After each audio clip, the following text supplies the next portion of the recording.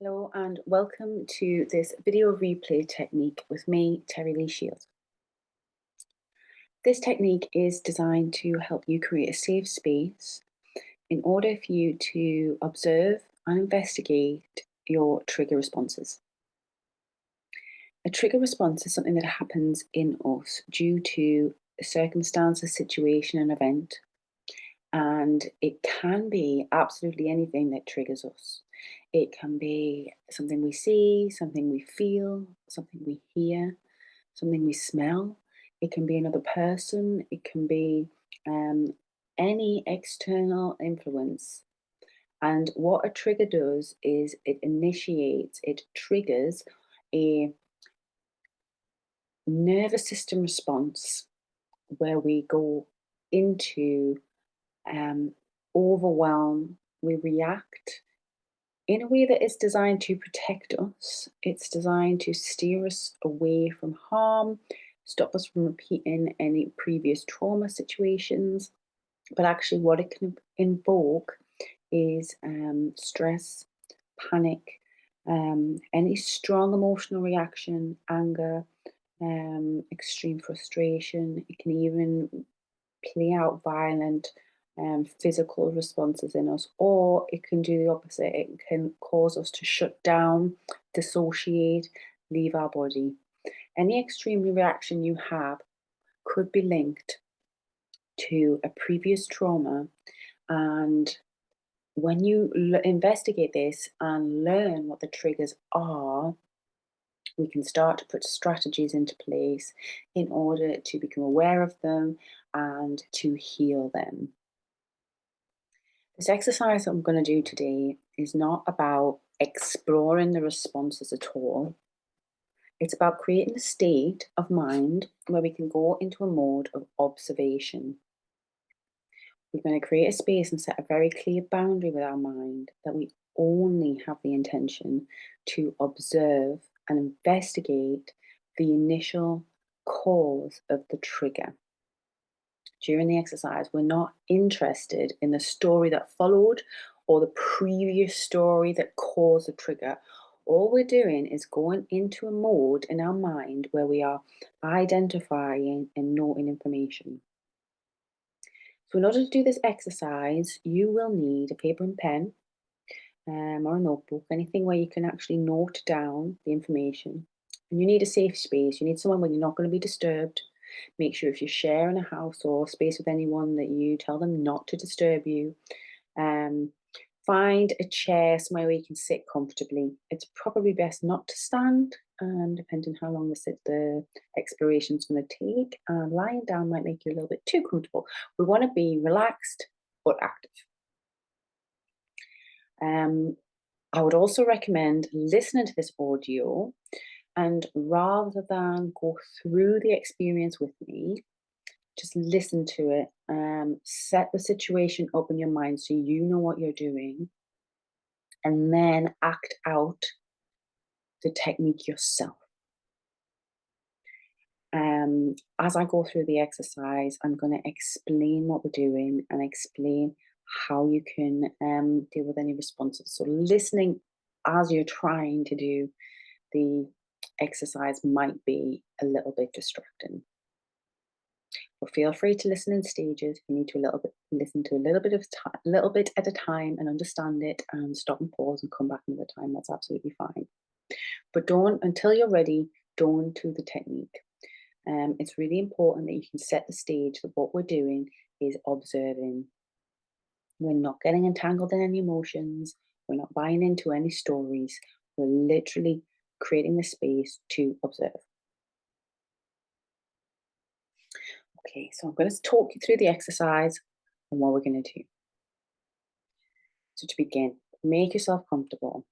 Sit down in that chair. Make sure your notepad and paper is really easily accessible, like right either on your lap or right next to your side, where you can take it when you need it. It's not going to cause you to stretch or overstretch or have to move or anything that's going to disturb your peace. I'm going to spend some time just relaxing into your body. And do that by taking 3 really deep breaths. Breathing in and breathing out. just in your own time and space. Take these deep breaths and let go of any stresses or strains that you might be carrying that take you up. Once you've taken the deep breaths, just relax back into natural breathing and just spend a minute or two just breathing, just noticing your natural breath. Just noticing the inhale and the exhale and just connecting to that motion. If any thoughts come up, allow them just to blow out with your breath. Imagine the thoughts are like clouds in the sky, and as you take an out breath, they just blow away. Don't give any energy to any thoughts. Don't give them any attention. If they're important thoughts, they'll come back later. But right now, clearing, clearing the mind and just relaxing into the body. Once you've spent a few minutes just relaxed, focusing on your breath, and your mind feels clearer, just start to feel your body in the chair. Become aware of the space that you're taking up. Just get a sense of the density of your body in the chair and just begin to feel really grounded there. Really feel yourself in your body. Not making any judgments, we're not telling any stories, going up with any ideas, and it means anything at all. It's just about really bringing your presence into your body. When you found a place where you feel calm, where you feel firm in your chair and relaxed, you begin the exercise. Now imagine, as I said, what we're going to do is just simply observe. So imagine you've got a laptop, phone, tablet, whatever feels comfortable, TV, you're in a movie theatre. Imagine some sort of screen in front of you. We're going to give your mind very clear instructions. We're going to tell your mind that all you want to do is observe and investigate trigger points.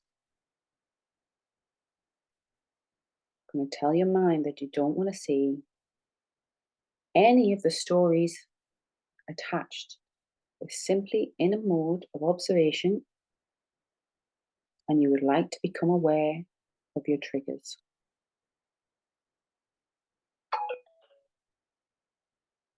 Once you've set this clear intention for your mind, invite it to begin the process. You can do that by either saying out loud or saying to yourself, show me my triggers. Now, if at any point as this is happening, because once you give your mind that instruction, what will happen is you'll begin to see, sense, recall past events. When you've set the frame of setting that you only want to observe and see the triggers, that should give your brain a clear enough instruction to show you what you've asked. If at any point that becomes overwhelming, if at any point you begin to have a physical stress response, you begin to feel sweaty, you feel panicked, hot, your breathing changes, you become tense, stressed, and you actually start to become triggered, stop the exercise. You can stop the exercise by becoming grounded and bringing your attention back to your body. So what you would do, stamp your feet on the floor, you can clap your hands together, pat your body, pat your face gently. Just bring your awareness back in the body. Get up, leave the area you're in, and do something physical. It could be jumping up and down, it could be going to make a cup of tea. Take deep breaths. The idea is, if it goes wrong, if you don't feel comfortable and safe, if you begin to have a response in your body or in your mind, you take control of that situation, you ground yourself, you calm yourself back into your body and your breathing. And you can try it again another day. It's really important that you take care of yourself this way, that you don't allow your mind or allow your body to move into an overwhelmed state The point of these exercises is to really start to understand yourself, see your responses, and take control. If anything like that happens, calm yourself back down and make a note. Make a note of the response you had, because at least then you've gathered some information.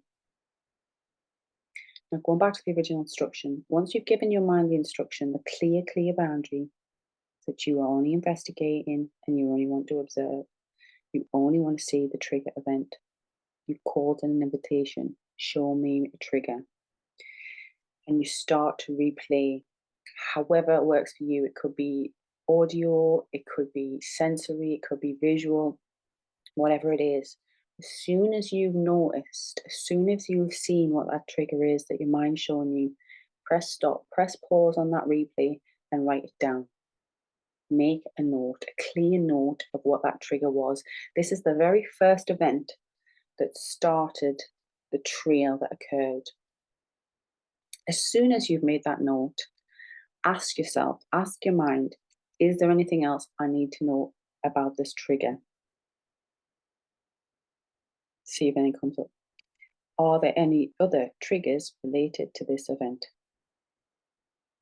See if anything comes up. Thank you. Always thank yourself. Thank your mind when it obeys your commands. It's a process of building a relationship with your mind from an observation point of view. Instead of your mind controlling you, you're beginning to control your mind with clear instructions, and it'll become a helpful tool that you can use as part of your recovery. You can tell your mind, show me another trigger, and allow it to continue the process. Only take the process as far as you can go. If one trigger comes up and that's all you can manage that time, that's absolutely fine.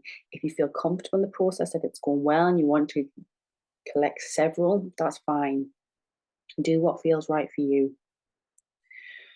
Once you've finished the process, once you've done with the exercise for the day, you need to re-ground yourself and bring yourself back into the body. Thank your mind and start by just becoming aware of your body again. Feel your body in the chair. Tap your feet, stamp your feet on the ground. Tap your body. Take some deep breaths. Begin to get the sensation back in your body again. Rather than getting sucked into the information that you found, get up, leave the situation and do something practical.